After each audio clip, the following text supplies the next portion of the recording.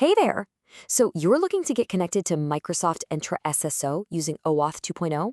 Perfect. You are in exactly the right place. We're about to walk through the connection settings you'll need step by step. Okay, let's be real. Setting up a new SSO connection can sometimes feel a bit tricky. But don't you worry. We're going to break it all down and make this whole process simple, quick, and most importantly, error-free. All right, first up is what I like to call the authentication handshake. This is basically where we tell the two systems how they're going to talk to each other securely. And it all kicks off with setting something called the grant type. So your very first selection, and this is a big one, is client credentials. This is the specific grant type you need to make this whole connection actually work.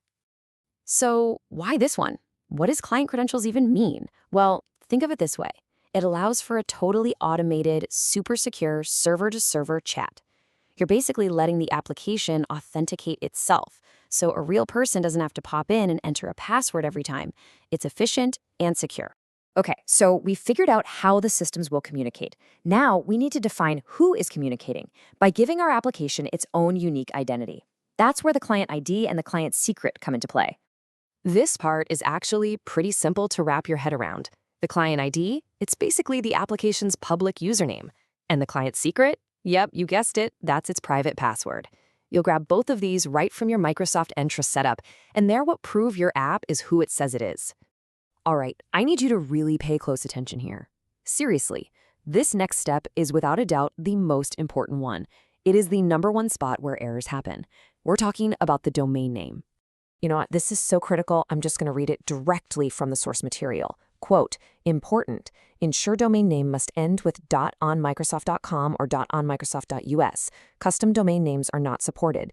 Let me say that last part again. You cannot use your company's custom domain name here. Let's make this crystal clear. See this example? If your domain is contoso.onmicrosoft.com, you're golden. That's the correct format.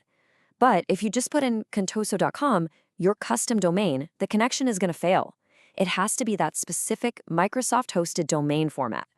And just like that, we are in the home stretch.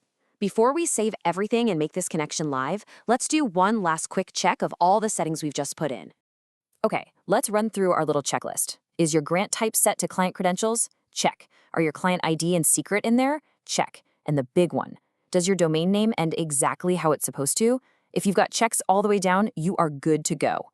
The final step couldn't be easier. Go ahead and select Save. That's it. This will lock in your settings and officially establish that secure connection. Congratulations, you did it!